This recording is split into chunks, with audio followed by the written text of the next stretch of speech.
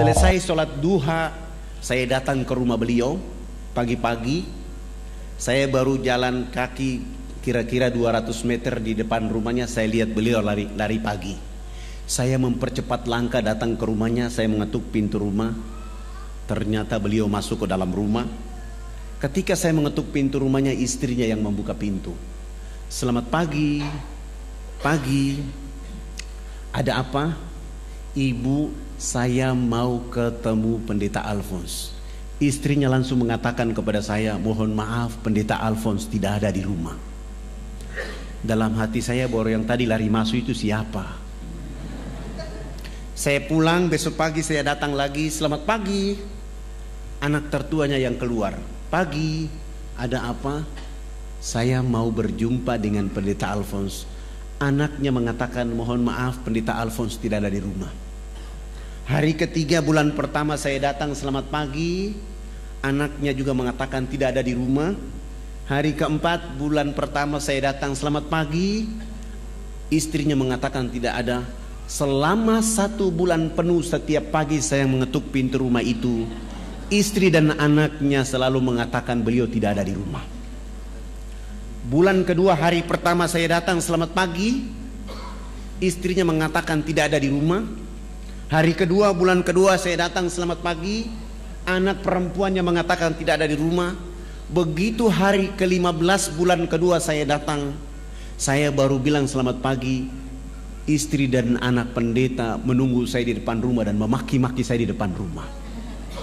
Bapak ini tidak bosan tiap pagi datang ke rumah kami? Kami sudah bilang Pendeta Alphonse tidak ada di rumah, Bapak masih saja datang ke rumah kami. Besok hari ke-16 bulan kedua tetap saja saya datang ke rumah itu. Sampai 2 bulan penuh saya tidak ketemu dengan Pendeta Alphonse, kecuali jawaban beliau tidak ada di rumah. Bulan ketiga hari pertama saya datang, istrinya mengatakan tidak ada di rumah. Hari kedua bulan ketiga saya datang, selamat pagi, anaknya mengatakan tidak ada di rumah. Begitu hari ketiga bulan ketiga saya datang, selamat pagi, anak tertuanya langsung mengatakan, pagi Pak Fadlan, mohon maaf Bapak Pendeta tadi malam jatuh sakit sehingga kami bawa ke rumah sakit. Saya langsung memuji Allah dengan kata-kata Alhamdulillahirabbil alamin. Saya tidak pulang ke rumah, saya langsung dari rumah Pendeta Alphonse menuju ke rumah sakit. Ketika sampai ke rumah sakit, saya tidak langsung masuk ke ruangan itu. Saya tanya di bagian resepsionis, kamar nomor berapa Pendeta Alphonse masuk tadi malam. Alhamdulillah nomor kamarnya 48. Saya tidak langsung masuk ke kamar itu, tetapi saya langsung keluar ke halaman rumah sakit. Saya beli parsel buah-buahan, saya bungkus rapi, dan itu menjadi strategi saya bisa bertemu dengan beliau di kamar tidur. Alhamdulillah, begitu bungkusan parsel sudah siap dan saya masuk ke kamar nomor 48, saya mengetuk pintu kamar itu. Istrinya langsung mengatakan, silakan masuk. Saya tidak langsung masuk. Saya membuka pintu pelan-pelan dan saya mengangkat parsel. Begitu saya mengangkat parsel, istrinya menggunakan dialek Irian dan mengatakan kepada saya bahwa, iyo silakan masuk sudah. Saya masuk tapi saya tutup wajah saya dengan parsel. Berjalan pelan menuju istrinya.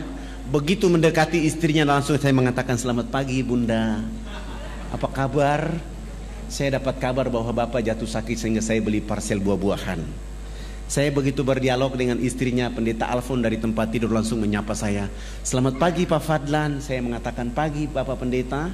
Saya tinggalkan istri dengan parsel, saya merapat ke tempat tidur dan salaman dengan beliau. Saya bilang, Alhamdulillah Bapak Pendeta, hari ini benar-benar saya dapat rahmat dari Allah. Karena saya sudah cari Bapak 2 bulan 3 hari. Hari ini saya ketemu di tempat ini. Sebenarnya Bapak ini tidak sakit, tetapi karena sudah 2 bulan 3 hari Bapak ini menjadi pembohong, sehingga Allah kasih sakit supaya saya ketemu di tempat ini. Katanya Bapak bicara cinta kasih, tapi Bapak hari-hari membohongi bahwa Bapak tidak ada di rumah.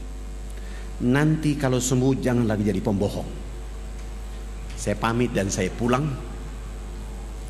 5 hari kemudian beliau sembuh, pulang ke rumah. Hari ke-6 saya yang datang ke rumah itu. Selamat pagi. Begitu saya bilang selamat pagi, beliau bersama istri dan 7 anak membuka pintu dan mempersilahkan saya masuk ke dalam rumah mereka. Alhamdulillah, di hari itulah saya mulai menceritakan kepada mereka indahnya Islam bagi penduduk alam jagat raya. Dari jam 9 pagi sampai jam 12 saya pamit pulang. Pendeta Alfons bilang sama saya, Pak Ustadz, usahakan besok datang lebih pagi lagi.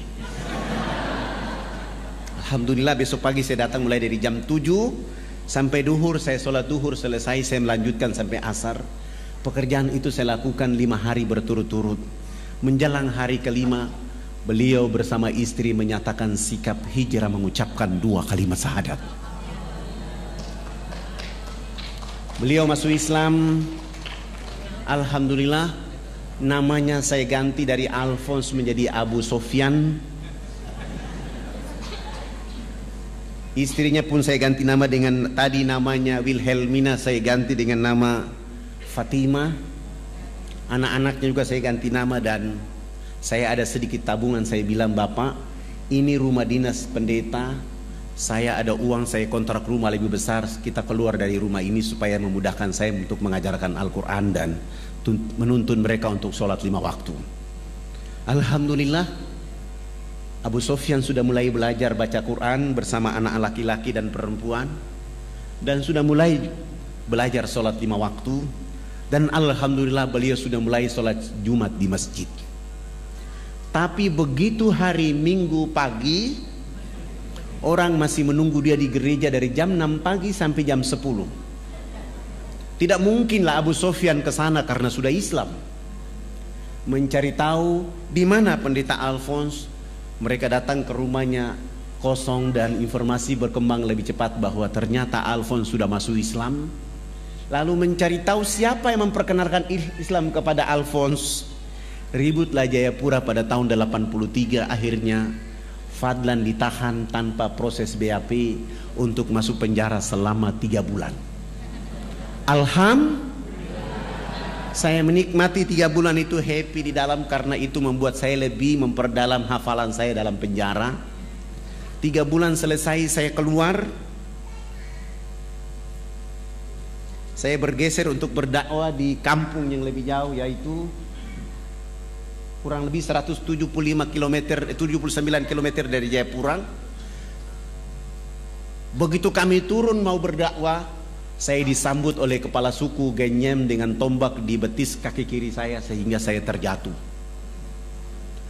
Teman-teman saya mengatakan kita harus lawan. Saya bilang tidak boleh, kalian harus bawa saya ke rumah sakit. Akhirnya saya kembali masuk rumah sakit. Selama 3 bulan di rumah sakit. Setelah 3 bulan sembuh, saya bilang kita kembali lagi ke kampung ini. 3 bulan sembuh, kami datang lagi ke kampung itu membawa bantuan dakwah. Subhanallah, begitu kami datang, kepala suku yang menombak kaki saya 3 bulan yang lalu justru dia yang jatuh sakit. Saya bilang sama para dai, kasih naik dia di kendaraan kita dan kita bawa dia ke kota, kami rawat dia di kota selama 2 minggu. Setelah dia sehat walafiat, kami antar kembali lagi ke kampungnya. 1 minggu kemudian kami kembali ke kampung. Subhanallah, kepala suku bersama 15 kepala keluarga di kampung kecil itu pun hijrah mengucapkan 2 kalimat syahadat. Ribut lagi Jayapura, saya ditahan lagi tanpa proses BAP untuk masuk penjara selama 6 bulan. Saya menikmati 6 bulan itu dengan happy, dengan senang hati karena Allah dan Rasulnya. Saya keluar dari 6 bulan itu, tetap saja saya berdakwah di sekitar Jayapura sini. Begitu saya berdakwah, subhanallah, Allah meningkatkan kualitas dakwah. 30 kepala keluarga di sekitar Jayapura pun hijrah mengucapkan 2 kalimat syahadat. Ribut lagi Jayapura, saya ditahan lagi tanpa proses BAP untuk masuk penjara selama 9 bulan. Saya menikmati itu sampai hari terakhir dari bulan ke-9. Orang yang biasa menangkap saya di 3 bulan yang pertama, 6 bulan yang kedua, dia datang, dia buka gembok penjara itu, dia maki-maki saya di depan penjara. Bapak ini kenapa tidak takut dengan penjara? Tiap bulan tidak ada orang lain yang masuk ke ruangan ini kecuali Anda. Saya bilang sama beliau, abang, saya bukan maling, saya juga bukan pembunuh, saya juga bukan pemberontak. Saya hanya ingin mencerdaskan saudara saya di negeri ini agar pasti mereka tunduk memuji Allah dan mengikuti Rasulullah Muhammad SAW. Tidak apa-apa abang menangkap saya, tidak apa-apa. Saya justru bahagia abang menangkap saya. Tapi abang akan ditangkap oleh Allah suatu saat nanti, dan abang akan disiksa oleh Allah habis-habisan. Karena abang salah menangkap orang yang sedang berdakwah. Bahasa saya ini membuat dia ketakutan dan dia bilang sama saya, jangan kau kasih takut-takut saya. Oh, ternyata dia juga ketakutan. Dia tidak bawa pulang saya ke posko dakwah saya, tapi dia bawa pulang saya ke rumah. Dia suruh 5 anak dan istrinya berkumpul di ruang tamu dan saya mendakwai mereka. Dan ini dakwah saya paling tercepat. 8 jam kemudian beliau bersama istri dan 5 anak pun hijrah mengucapkan 2 kalimat syahadat. Ketika dia masuk Islam, sudah tidak ada lagi orang yang menangkap saya. Saya mulai berpikir bahwa dakwah itu kalau dilakukan dengan sungguh-sungguh ikhlas, insya Allah hidayah akan lebih cepat daripada angin. Akhirnya saya mengumpulkan para dai supaya kita akan melakukan dakwah itu menjadi pekerjaan bergengsi dari Allah. Dan saya mengatakan kepada seluruh dai yang ada di Irian, pekerjaan yang paling bergengsi adalah dakwah. Siapa orang yang melakukan pekerjaan bergengsi ini, maka aktivitas kehidupannya dijauhkan dari segala fitnah. Bahkan selalu ada fitnah kepada dirinya, dia tetap saja istiqomah dengan pekerjaan bergengsi ini karena dia memuliakan Allah dan memuliakan orang untuk menyebut nama Allah Subhanahu wa taala. Kami mulai berpikir mencari daerah yang lebih jauh, yaitu jalan dari Jayapura ke Wamena. Karena waktu itu kami belum punya fasilitas dakwah. Akhirnya mau dan tidak mau jalan kaki dari Jayapura ke Wamena. Berapa lama? 3 bulan baru sampai. Ini pekerjaan bergengsi. Karena Rasulullah SAW melakukan itu dari Mekah ke Madinah dalam keadaan dikejar, air susah, makanan susah. Tapi kalau di negeri ini air berlimpah, makanan berlimpah, maka nggak ada alasan bahwa jauh. Kami coba untuk jalan kaki. Kami 20 orang jalan kaki di perjalanan 1 bulan. Teman-teman saya 19 orang, mereka kehabisan energi tenaga. Mereka bilang, Ustadz, kalau kita memaksa diri 3 bulan sampai ke Wamena belum berdakwah, kita sudah dibunuh oleh orang. Akhirnya kami pergi 1 bulan, kembali ke Jayapura 1 bulan, tidak ada dakwah. Bagaimana caranya bisa sampai ke Wamena? Saya mulai menggunakan siasa, yaitu saya ke kantor desa supaya nama kami semua diganti. Foto-foto kami, KTP-nya diganti nama, yang nama Abidin dengan nama Markus, yang nama Zainuddin dengan nama Wilhelmus, yang nama Abidin dengan nama Paulus, yang nama Fadlan dengan nama Leo. Agamanya dikasih kosong. Dengan cara ini baru kami bisa beli tiket pesawat misionaris. Begitu membawa nama Markus, akhirnya bisa dibeli. Kami beli tiket semuanya. Sesudah itu besok pagi kami akan terbang ke Jayapura. Malam harinya kami menyediakan modal dakwah berupa sabun mandi 7 karton, sampo 7 karton, odol 7 karton, sikat gigi 7 karton, dan pakaian layak pakai 7 karung. Mencoba untuk berdakwah di Wamena. Alhamdulillah 45 menit kemudian kami tiba di Wamena. Ketika kami sampai ke Wamena, kami disambut oleh saudara-saudara kami, tapi sayang mereka dalam keadaan telanjang. Mohon maaf, ini bukan porno. Mereka dalam keadaan seperti ini.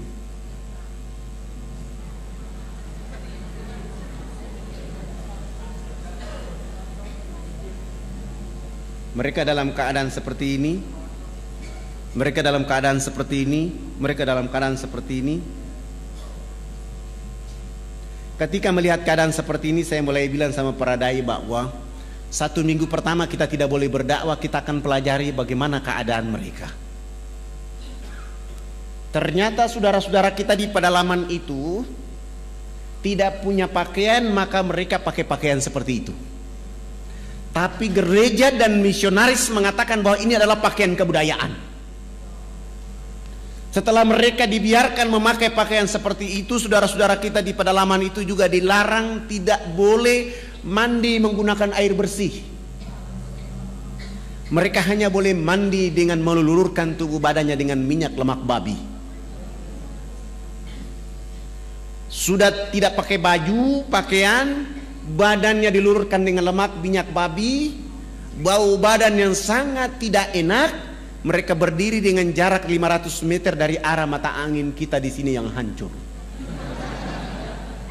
Bau yang sangat tidak enak. Setelah dalam keadaan kondisi seperti itu, orang asing itu melalui Australia membawa minuman keras masuk melalui Port Moresby dengan pesawat kecil itu masuk ke pedalaman ini, kasih minum saudara-saudara kita di sana. Mereka minum, mereka mabok, ada yang teler dan tidur dengan babi dalam kandang.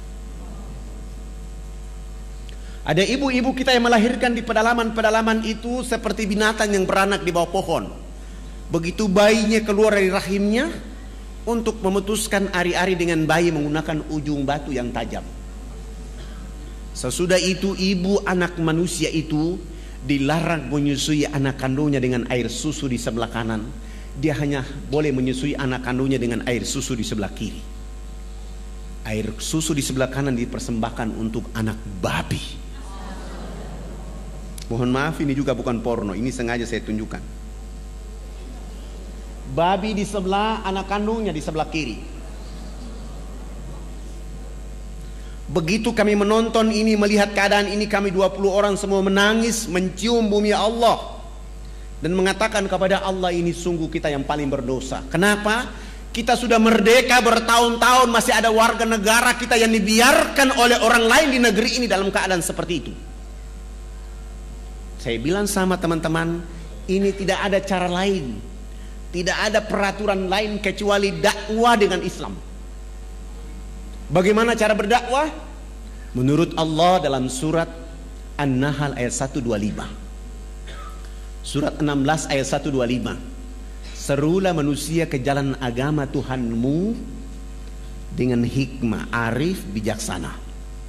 Berdialog dengan mereka pun dengan arif dan bijaksana. Kepada siapa Allah beri petunjuk, kepada siapa Allah sesatkan. Saya mentadaburi ayat ini dengan menggunakan sabun mandi. Minggu kedua hari pertama, saya mulai mengajak kepala suku besarnya, kami bawa dia ke sungai. Begitu sampai ke sungai, saya bilang, Bapak ikut kami loncat masuk ke dalam sungai. Kami 20 orang ditambah kepala suku bersama-sama jebur masuk dalam sungai. Sesudah itu naik, saya bilang kepala suku berdiri di samping kanan saya, para dai 19 orang berdiri di depan, dan saya bilang sama kepala suku, Bapak ikut gerakan kami. Saya kasih beliau satu sabun dan saya bilang, Bapak ikut gerakan kami. Begitu kami gosok sabun di sebelah kanan, kepala suku ikut gosok sabun di sebelah kanan. Kami gosok sabun di sebelah kiri, kepala suku ikut gosok sabun di sebelah kiri. Sesudah itu saya ambil sabun dari tangan kepala suku, saya ganti dengan sampo. Rambut kami orang Irian itu kalau belum kena air dengan sampo itu rambut tenang-tenang saja. Begitu kepala suku dia siram sampo, satu botol kecil di atas rambutnya, dia keramas, rambut keribu keriting itu dia mekar kayak bunga yang berkembang. Sehingga busa sampo itu makin tinggi. Begitu makin tinggi jatuh kena hidung kepala suku. Dia mencium harum dari busa sampo itu, langsung pergi, tidak mau lagi bilas dengan air.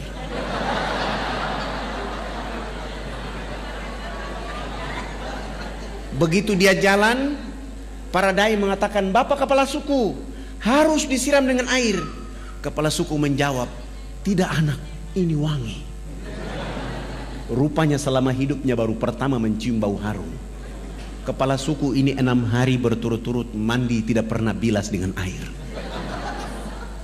Di hari ke-6 beliau ikut kami datang mandi jebur dalam sungai. Sesudah itu naik, beliau gosok sabun, gosok sampo, dia pakai koteka kayak tadi, berjalan kayak kuntilanak yang berjalan. Kena matahari, busa sabun itu kering di badan, busa sampo kering di rambut. Kepala suku langsung ke kebun bekerja seperti biasa seorang petani. Jam 2 siang dia pulang ke rumah. Pada saat pulang ke rumah Allah turunkan rahmat berupa hujan kena di tubuh badan. Busa sampo dan busa sabun yang tadi kering itu muncul kembali. Beliau gosok-gosok sampai hilang itu busa sampo dan sabun. Allah ganti dengan kesegaran jasmani. Kepala suku ini tiba di rumah, tidur dari jam 3 sore sampai jam 9 pagi hari berikutnya. Begitu pagi-pagi kami datang ke rumahnya jam 9 pagi, kepala suku langsung angkat bicara. Anak, mandi yang benar itu yang anak ajarkan. Bapak kemarin dimandikan oleh Tuhan Sang Pencipta sehingga Bapak tadi malam tidur menjadi enak. Selama ini Bapak belum pernah tidur enak seperti tadi malam. Oh, bagaimana kalau pagi ini Bapak ikut mandi? Beliau dengan senang hati ikut kami ke sungai. Hari itu baru mandi dan resmi bilas, naik tidur dari jam 9 pagi sampai jam 3 sore hari itu. Begitu dia bangun tidur, di sana ada kecerdasan, di sana ada pencerahan. Dia mulai kampanye kepada 28 titik adat beliau. Besok pagi yang berkumpul di lapangan dekat sungai itu sebanyak 3.712 orang. Laki, perempuan, tua, muda, besar, kecil untuk mengikuti materi mandi menggunakan sabun mandi yang kami bawa dari Jayapura. Begitu kami ajar dari jam 8 pagi sampai masuk waktu jam 12 siang belum tuntas karena orang saking banyak. Saya skorsing pelajaran mandi karena kami mau sholat duhur. Kami kalau di pedalaman Irian itu tidak bisa sholat di atas permukaan bumi karena babi sangat banyak. Kebetulan kami 1 minggu sudah buat panggung di tengah-tengah lapangan itu menjadi masjid dan musola kami. 3.712 orang itu saya bilang sama kepala suku, yang sudah mandi jangan pulang, yang belum mandi juga jangan pulang. Nanti kami selesai sholat duhur kami akan melanjutkan pelajaran mandi. Mereka 3.712 orang itu mereka duduk di bawah panggung dan kami 20 orang naik di atas panggung. Salah satu dai dia qomat dan saya takbir. Allahu Akbar. 19 dai ini juga takbir Allahu Akbar. Begitu kami takbir, 3.712 orang itu mereka bangkit dari tempat duduknya, mereka tawaf dengan arah berjalan, arah jarum jam, tawaf keliling panggung sholat. Apa yang mereka lakukan? Mereka berputar keliling panggung sholat dengan berlawanan arah jarum jam seakan-akan orang lagi tawaf di Ka'bah. Mereka perhatikan gerakan-gerakan sholat duhur yang kami lakukan. Begitu saya salam ke kanan, Assalamualaikum warahmatullahi, Assalamualaikum warahmatullahi. Kepala suku besar itu langsung loncat naik di atas panggung dan mengajukan beberapa pertanyaan. Anak, kenapa anak dengan teman-teman berdiri dan angkat tangan dan mulutnya bicara-bicara? Itu maksudnya apa? Saya bilang subhanallah, baru mandi cerdas begini. Bagaimana saya bisa mampu menjawab pertanyaan itu? Hampir saya tidak sanggup. Tapi tiba-tiba ada ilham dari Allah untuk saya menjawab. Saya bilang sama kepala suku dan masyarakat, Bapak kepala suku dan masyarakat dan mama-mama yang ada di sini, kami di atas panggung ini agama kami Islam. Dalam agama kami diperintahkan Tuhan Allah Sang Pencipta dalam 1 hari 5 kali menghadapnya di saat dan waktu yang ditentukan.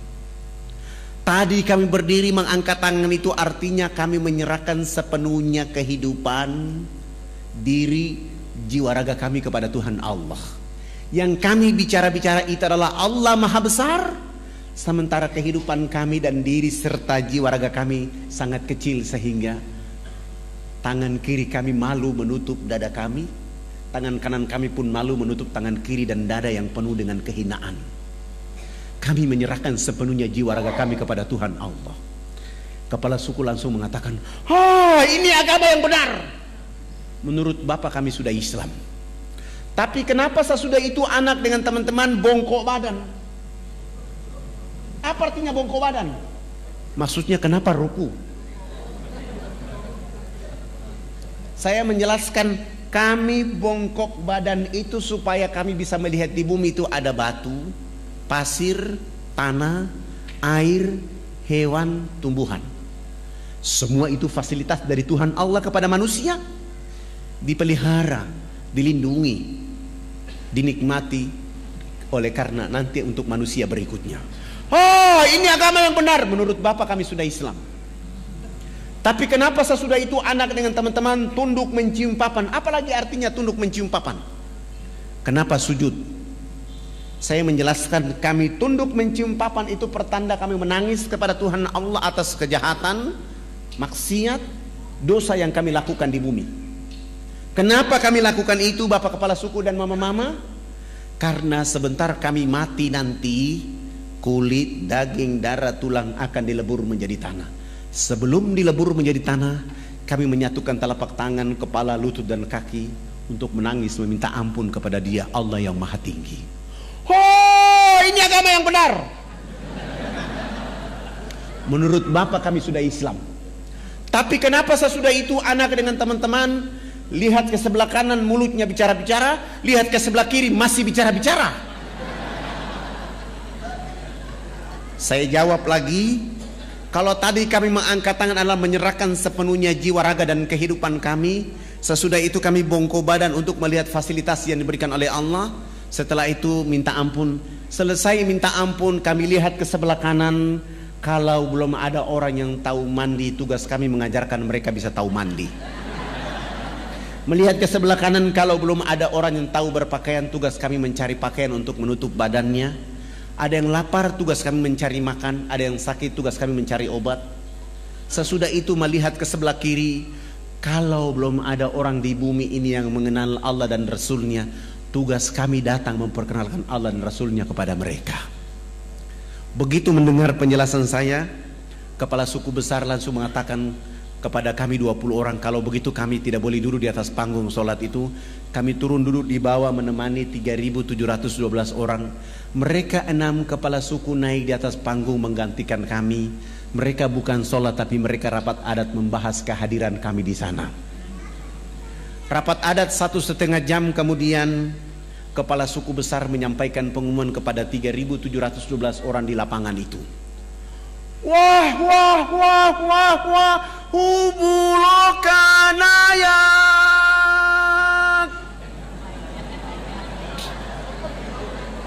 Saya kasih contoh kepala suku, saya akan saya kepala suku, Bapak Ibu 3.712 orang.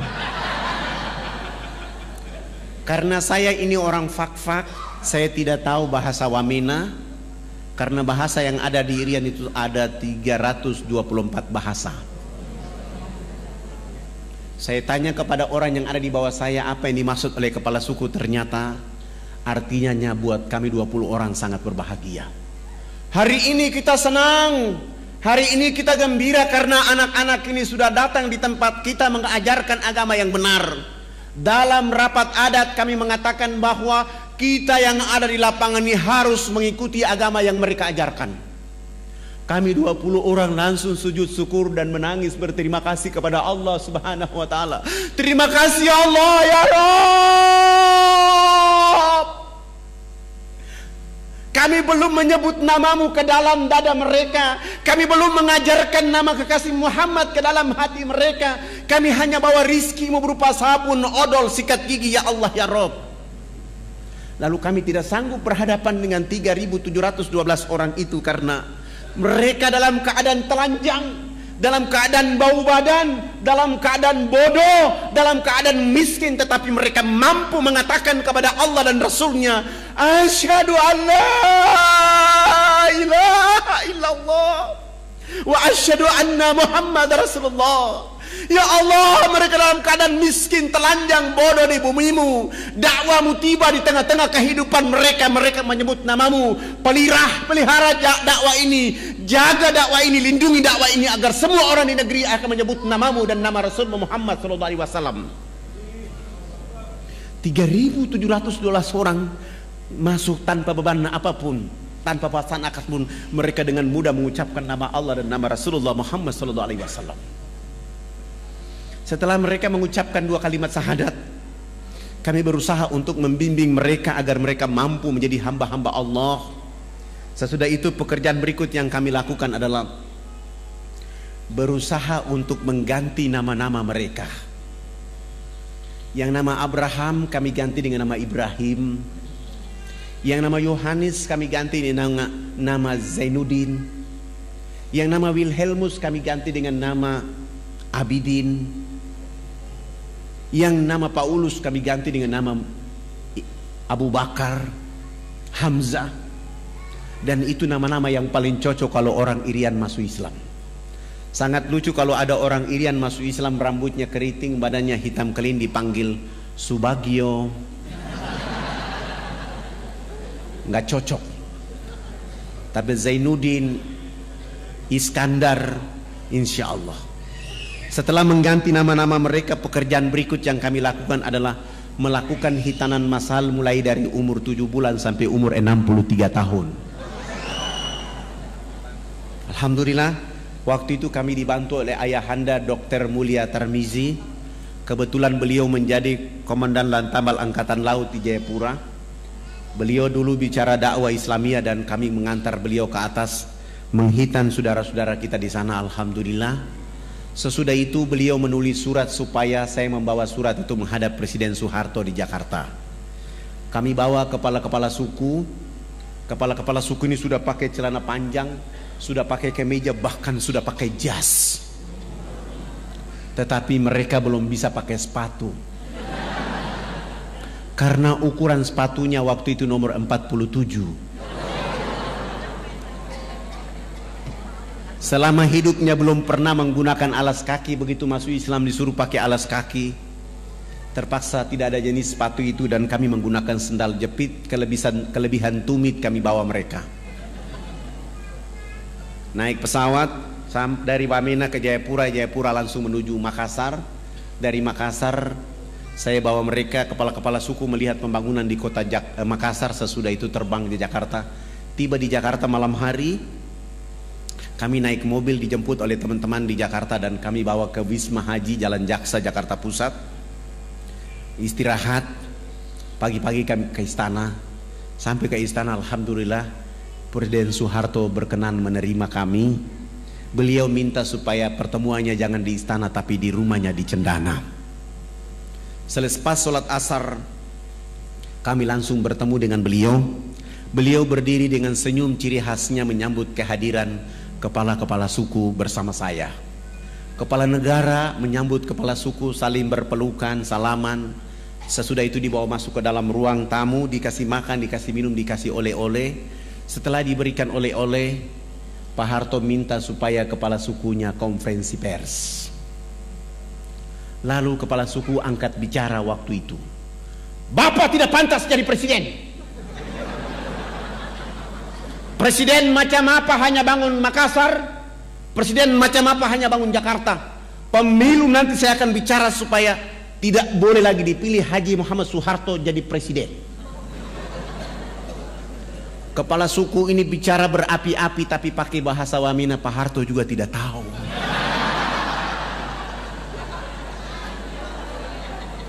Tapi karena Pak Harto memiliki positive thinking, melihat gerakan kepala suku, beliau pasti punya feeling bahwa ini terjemahannya pasti bagus. Mohon diterjemahkan. Saya tidak menerjemahkan bahasa itu, tapi saya mentadaburi makna di balik permintaan bahasa itu. Wartawan TVRI waktu itu kasih saya dan saya menjawab bahwa Bapak Presiden yang terhormat, hari ini kepala-kepala suku sungguh bahagia bisa bertemu dengan Bapak Presiden. Dan kepala suku tadi mengatakan bahwa Haji Muhammad Soeharto layak jadi Bapak Pembangunan Nasional.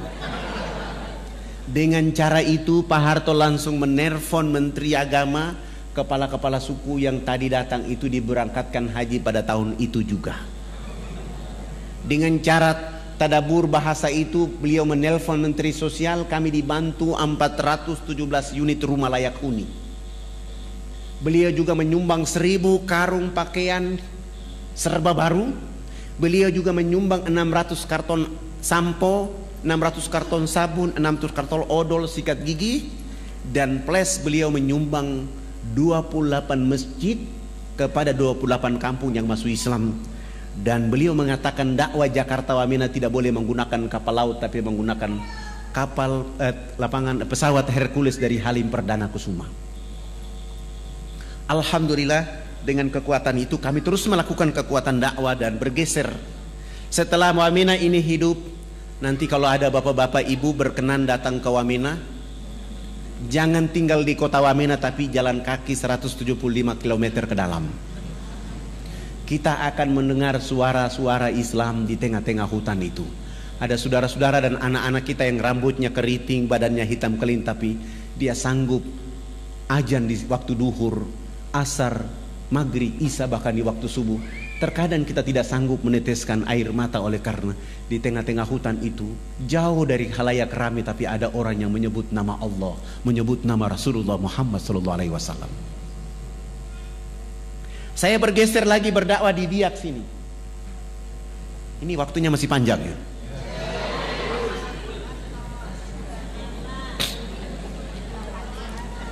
Ketika saya berdakwah di Biak, saya sudah berdakwah selama 5 hari. Pendeta Alexander melihat saya dan mengetahui saya ada di Biak, dan beliau datang mengusir saya dari Biak. Beliau bertemu dengan saya dan beliau mengatakan, Pak Fadlan, tidak boleh Anda bicara Islam di negeri ini. Saya bilang sama beliau, abang, saya orang ustadz orang Irian, abang pendeta orang Irian, saya boleh bicara Islam di sini karena agama pertama ada di Irian adalah agama Islam. Agama Kristen baru masuk ke Irian pada tanggal 5 Februari 1855.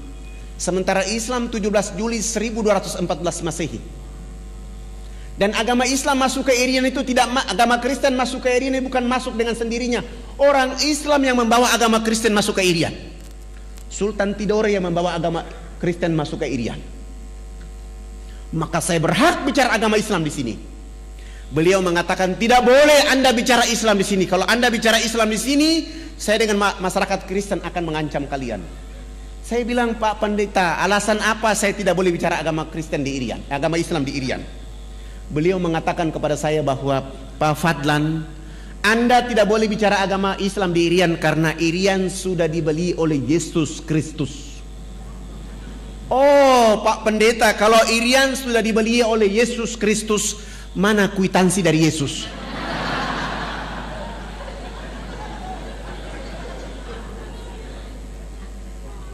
Begitu saya tanya kwitansi, langsung pendeta Alexander dia malu dan dia pergi. Saya tetap berdakwah di Biak selama 3 bulan. Kebetulan ada acara Isra Mi'raj. Saya diundang untuk menyampaikan hikmah Isra Mi'raj oleh ibu-ibu Dharma Wanita dan Majelis Ta'lim di Biak. Salah satu peserta tamu yang diundang adalah pendeta Alexander Robobiar. Begitu saya datang, dipanggil langsung naik di atas mimbar. Begitu saya mengatakan Assalamualaikum warahmatullahi wabarakatuh, saya lihat ada pendeta di bawah. Saya tadi mau bicara tentang pentingnya sholat. Begitu saya lihat wajah pendeta Alexander, saya rubah bicara saya. Saya bilang begini, tidak ada agama di muka bumi ini yang diberi peluang dan kesempatan oleh Allah kecuali agama Islam. Begitu berartinya peluang dan kesempatan. Allah menghibur kekasihnya Rasulullah Muhammad SAW untuk melakukan perjalanan silaturahmi antar bumi. Mekah, Palestina. Perjalanan silaturahmi ini oleh karena seluruh keturunan dari Nabi Ibrahim turunnya di Palestina. Hanya satu saja Ismail yang turun di Mekah. Maka perjalanan antar bumi itu silaturahmi. Kenapa silaturahmi ini memperkuat Rasulullah? Oleh karena dia dalam keadaan sedih. Dan dalam perjalanan silaturahmi itu ada 2 wajah utama yang ditampilkan oleh Allah. Masjidil Haram, Masjidil Aqsa. Setelah itu naik ke Sidratul Muntaha untuk menerima oleh-oleh yang namanya peluang dan kesempatan. Salat 5 waktu. Siapa orang yang tidak sholat duhur 1 kali saja, 1 waktu saja dia tidak sholat 5 waktu, telah kehilangan peluang dan kesempatan dari Allah Subhanahu wa ta'ala. Rumah boleh hangus, terbakar, harta boleh dicuri, tetapi kalau sholat 5 waktu 1 waktu saja dia tinggalkan, dia telah kehilangan segala-galanya dari Allah Subhanahu wa ta'ala. Dan itu hanya didapatkan dalam agama Islam. Agama lain tidak ada itu. Agama lain selalu mengatakan tugas Tuhan itu menciptakan dunia dan isinya. Sesudah itu Tuhan istirahat di surga. Urusan dunia Tuhan tidak boleh ikut campur.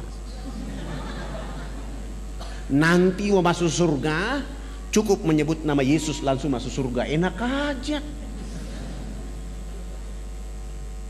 Sengaja saya bicara begitu supaya pendeta Alexander dia tersinggung. Sesudah itu saya tutup pidato saya turun dan pendeta Alexander mendekati saya dan salaman dengan saya dan mengatakan, "Pak Ustadz, saya juga hadir. Mana kwitansi dari Yesus?" Begitu saya tanya kwitansi tentang dia bilang kemarin itu, dia marah dan dia bilang, "Pak Ustadz, saya tersinggung." Kenapa tersinggung, Pak? Saya ceramah di acara orang Islam, saya tidak ceramah di acara orang Kristen, dan saya tidak ceramah di khalayak ramai. Saya tidak tahu kalau abang ada di sini. Bagaimana kalau kita dialog antar umat beragama? Saya bilang, mohon maaf, saya orang yang paling tidak suka berdialog antar umat beragama. Saya bawa orang Islam, abang bawa orang Kristen, kita dialog akhirnya berkelahi bunuh-bunuhan. Saya tidak mau. Boleh dialog dengan saya hanya 4 persyaratan yang dipenuhi. Dialog di tempat yang ada AC, tempat tidurnya 2, dialog hanya 4 mata 4 telinga antara Anda dengan saya, dan dialog itu tidak boleh membahas Al-Quran dan Islam. Kita bicara Bible dan Kristen saja. 3, dalam dialog itu kalau Bible mengatakan agama Kristen agama yang benar, abang pendeta bawa saya ke gereja baptis saya dan umumkan bahwa Ustadz Fadlan masuk Kristen. Bagaimana kalau Bible mengatakan Islam agama yang benar? Ya, saya juga masuk Islam, tapi jangan dibiak bawa saya ke Jawa.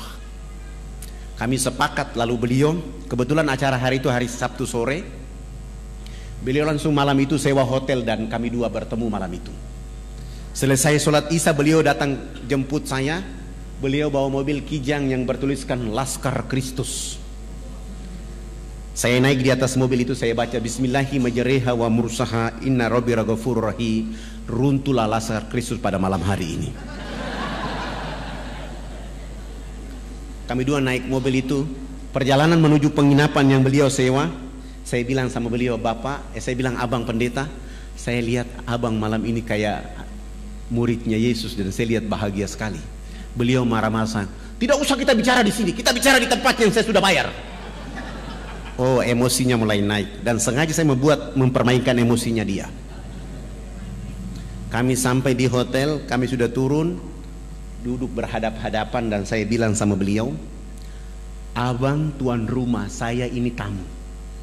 Alangkah indahnya abang yang berdoa duluan." Lalu beliau berdoa, "Ya Bapa kami dalam surga, dituduskan dengan namamu di bumi seperti di surga. Terima kasih Tuhan, Engkau telah memberikan kepada kami makanan yang secukupnya. Terima kasih pula Tuhan, Engkau pada malam hari ini telah mempertemukan saya dengan seorang domba tersesat. Aku ingin menjadikan dia atas nama Engkau Yesus Juru Selamat abadi selama-lamanya." Oh, dalam doanya dia bilang saya domba tersesat. Saya tidak baca doa, saya baca doa ilmu rukyat, saya rukyat dia malam itu. Al-Ikhlas, Al-Falaq, An-Nas, ayat Al-Fatihah, ayat kursi, Al-Baqarah ayat 1 sampai dengan 5 dilanjutkan ayat kursi. Sesudah itu raditu billahi rabba wa bil islami dina wa bi Muhammadin nabiyya wa rasula rabbi ji'ni ilma wa razukni fahma inna dina indallahil islam al yawma akmaltu lakum dinakum wa atmamtu alaikum ni'mati wa raditu lakum al islam dina. Al-Fatihah. Sesudah itu saya bilang sama beliau, "Tadi abang yang berdoa duluan, saya juga posisi saya menjadi tamu. Alangkah tidak etis kalau saya yang bertanya duluan. Maka hari ini saya yang bertanya duluan. Tolong ceritakan kepada saya pada tanggal berapa Babel turun dan tempat di mana turunnya Babel dan apa kata-kata Yesus ketika menerima Babel."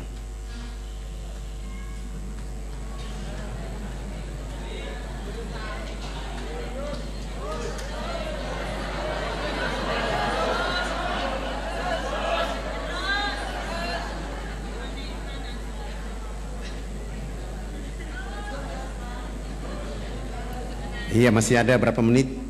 Waktu kita sampai jam 8.30. Alhamdulillah, saya rukyat selesai, mulai berdoa dan beliau mulai membuka Babel, Paulus, Matius, Yesaya, Markus. Dia tidak menemukan ayat itu dan saya bilang sama beliau, coba bantu saya lihat Yesaya 12 ayat 29. Di situ ada informasi, beliau baca, saya bilang itu kan kitab suci abang, silakan baca, saya ingin mendengar.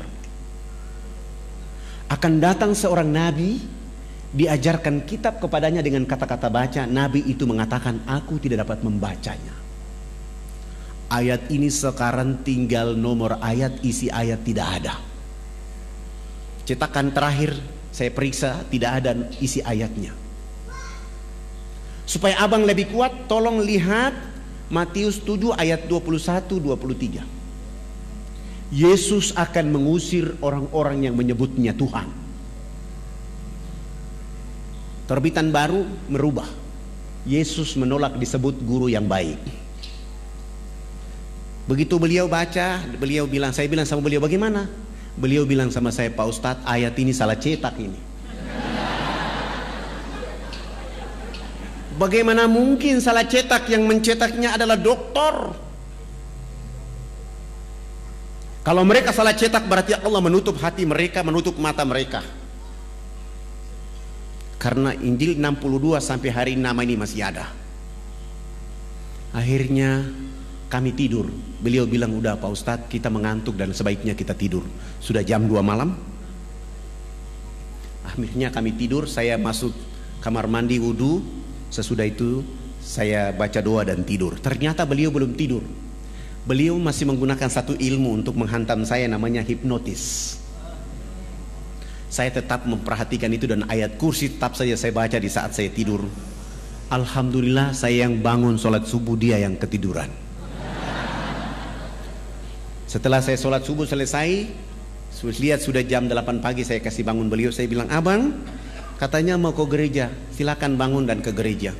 Beliau bangun dan ke gereja, tidak pakai jas lagi, pakaian biasa saja, sampai ke gereja, naik di atas mimbar dan mengatakan di dalam gereja bahwa hari ini saudara-saudara hamba Tuhan, terakhir saya berdiri di mimbar ini, hari ini saya keluar dari agama ini. Dia dikejar sampai 3 jari kaki sebelah kirinya dipotong. Yang membuat dia yakin, hakul yakin, karena mestinya ketika terpotong harus darah tercecer keluar dari tubuh badannya. Ternyata satu tetes pun tidak keluar. Dia lari sampai ke kamar hotel itu, baru darah keluar. Akhirnya beliau bilang, selamatkan keluarga saya, selamatkan saya karena saya mau masuk Islam. Subhanallah. Saya telepon teman-teman dokter muslim menyelamatkan dia, dan kami lari dari Biak ke Jayapura, Jayapura terbang ke Makassar, langsung ke Jakarta, dan beliau masuk Islam di Islamic Village di Tangerang di depan ayahanda Yuna Nasution. Sesudah itu disuruh ke Mesir belajar Islam selama 6 tahun di Mesir. Kembali ke Indonesia menjemput istrinya menunaikan rukun Islam yang kelima. Sesudah haji kami antar kembali ke Biak. Di Biak beliau mewakafkan tanahnya 2.500 meter untuk kami bangun sebuah masjid.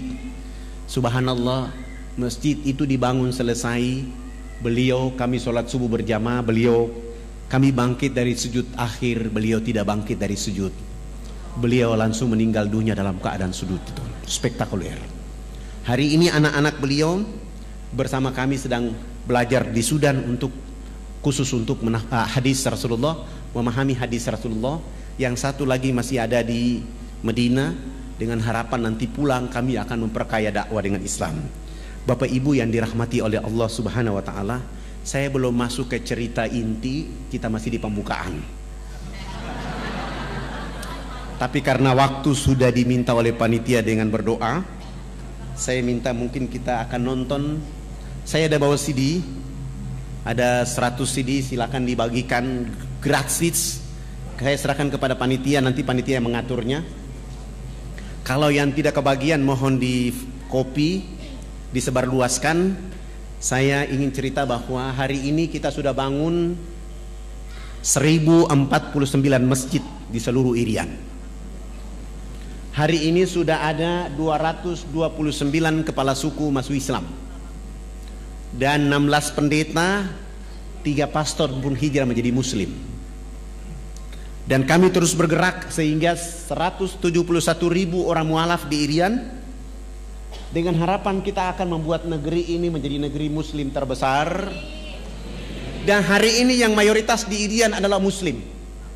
Penduduknya 3.700.000, umat Islam sudah 2.500.000. Dari 2.500.000 itu penduduk Ansor dan Muhajirin bersama-sama.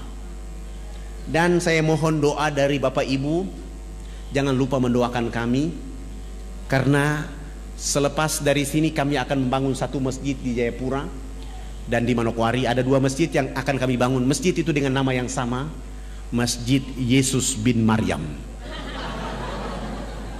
Saya akan bangun masjid ini sebagai upaya untuk membuat saudara-saudara kita bertanya, kenapa memberi nama Masjid Yesus bin Maryam?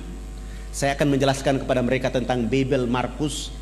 Aku melakukan kehendak Bapakku di surga, Tuhanku dan Tuhanmu Esa. Dan saya sampingnya saya tulis Qul huwallahu ahad, Allahus samad, lam yalid walam yulad walam yakul lahu kufuwan ahad. Dan saya akan menjelaskan kepada mereka tentang ayat ini supaya mereka akan faham, sehingga tidak boleh mereka melakukan sesuatu. Alhamdulillah, walaupun saya sudah ditombak berkali-kali, sudah dipanah berkali-kali, dan sudah terancam mau dibunuh, tapi bagi saya itu adalah kapsul-kapsul untuk terus berdakwah. Bagi saya itu adalah vitamin-vitamin untuk membawa nama Allah dan Rasul kepada orang-orang yang tidak mengerti, sehingga orang akan bangkit mengenal Allah, sehingga mereka akan tunduk memuji Allah Subhanahu wa taala. Saya punya cita-cita, kalau hari ini kita orang Indonesia sudah punya serambi Mekah, maka alangkah tidak layak serambi Madinah ada di Madura. Tidak layak. Serambi Madinah itu paling cocok ada di Nuar. Kenapa? Karena orang yang pertama sholat subuh di tanah air Indonesia bukan orang Kediri, bukan orang Makassar, bukan orang Jakarta, bukan orang Madura, bukan orang Aceh, tapi orang Irian lah yang pertama sholat subuh di tanah air Indonesia. Orang Irian yang pertama sholat Jumat di tanah air Indonesia. Orang Irian yang pertama buka puasa di tanah air Indonesia. Orang Irian yang pertama sholat Idul Fitri, sholat Idul Adha di tanah air Indonesia. 2 jam kemudian baru orang di Kediri.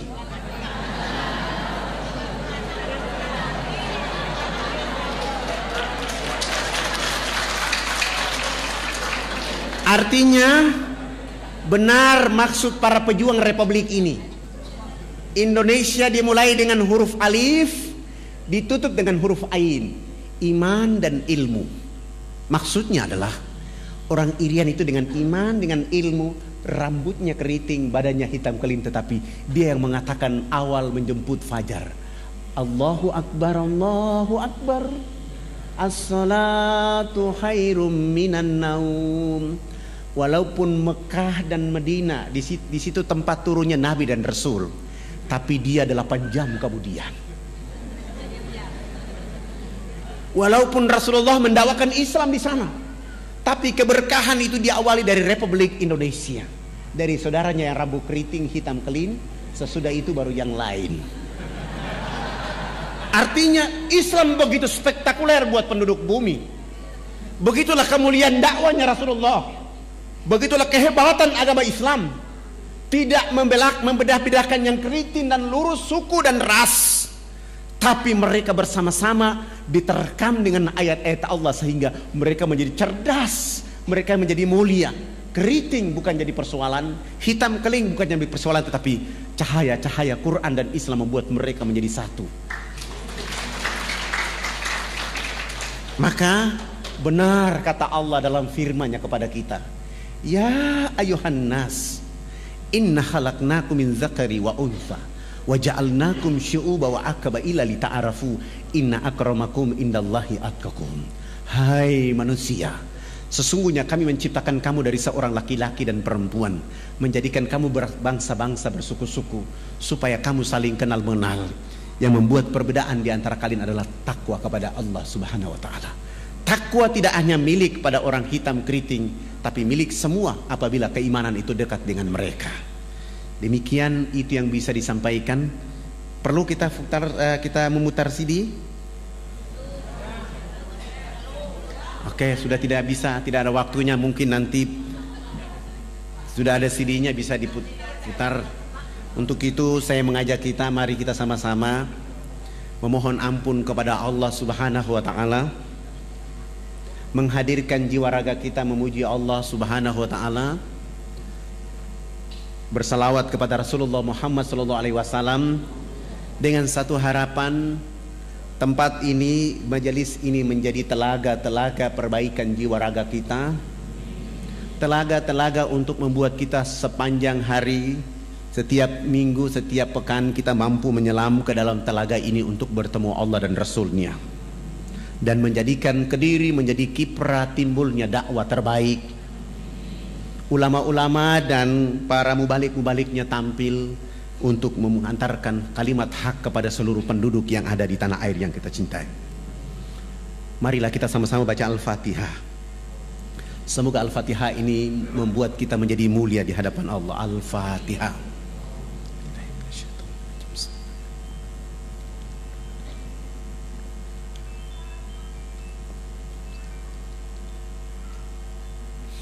Inna Allaha wa malaikatahu yusalluna ala nabi ya ayyuhalladzina amanu sallu alaihi wa sallimu tasliman. Allahumma salli ala sayyidina Muhammadin fil awwalin wal akhirin. Allahumma salli ala sayyidina Muhammadin fin nabiyina wal mursalin. Allahumma salli ala sayyidina Muhammadin fi kulli waqti wa khin. Wa sallam radhiyallahu tabarak wa ta'ala an sadatina ashab Rasulillahi ajmain. Amin. A'udzu billahi minasyaitonir rajim. Bismillahirrahmanirrahim. Hamdan syakirin, hamdan hamidin, hamdan naimin, hamdan yuafi ni'amahu wa yukaffi majidah. Ya Rabbana lakal hamdu kama yanbaghi li jalali wajhikal karim wa azimi sultanik. Allahumma salli ala sayyidina Muhammadin wa ala alihi sayyidina Muhammad. Allahumma rabbi ghafir lana zunubana wali walidina warhamhuma kama rabbayana sigara wali jamil muslimina wal muslimat wal mu'minina wal mu'minat al ahya'i minhum wal amwat. Allahumma rabbana zalamna anfusana wa in lam taghfir lana wa tarhamna lanakunanna minal khasirin. Rabbana zalamna anfusana wa in lam taghfir lana wa tarhamna lanakunanna minal khasirin. Rabbana zalamna anfusana wa in lam taghfir lana wa tarhamna lanakunanna minal khasirin. Rabbana la tu'akhizna in nasina wa ata'na. Rabbana wa la tahmil alaina isran kama hamaltahu ala alladzina min qablina. Rabbana wa la tuhamilna ma la taqata lana bi. Wa'fu anna waghfir lana warhamna. Wa'fu anna waghfir lana warhamna. Wa'fu anna waghfir lana warhamna anta maulana fansurna 'alal qaumil kafirin. Allahumma aslih umat Sayyidina Muhammad fi Kediri. Allahumma jabur umat Sayyidina Muhammad fi Kediri. Allahumma astur umat Sayyidina Muhammad fi Kediri. Allahumma Sayyidina Muhammad fi Indonesia. Allahumma ma'afi umat Sayyidina Muhammad fi dini wad dunya wa zabil akhirat. Allahumma ansur umat Sayyidina Muhammad fi Palestina. Allahumma ansur umat Sayyidina Muhammad fi Iraq. Allahumma ansur umat Sayyidina Muhammad fi Indonesia. Allahumma ansur umat Sayyidina Muhammad fi Myanmar. Allahumma ansur umat Sayyidina Muhammad fi dini wad dunya wa zabil akhirat. Allahumma aftah lana abwabal khair, abwabal barakah, abwabal nikmah, abwabal sehat, abwabal kuat, abwaab salamah birahmatika ya arhamar rahimin. Hasbunallah wa ni'mal wakil, ni'mal maula wa ni'man nasir. Rabbana taqabbal minna innaka antas samiun alim wa tub alaina innaka antat tawwabur rahim. Rabbana atina fid dunya hasanah wa fil akhirati hasanah wa qina azabannar wa adkhilnal jannata mal abrar ya aziz ya ghaffar ya rabbal alamin. Subhana rabbika lidzati amma yasifun wa salamun alal mursalin walhamdulillahi rabbil alamin. Mohon maaf lahir batin. Wabillahi taufiq wal hidayah. Wassalamualaikum warahmatullahi wabarakatuh. Wal 'asr innal insana lafi khusr illa alladhina amanu wa 'amilus salihati wa tawasaw bil haqqi wa tawasaw bis sabr.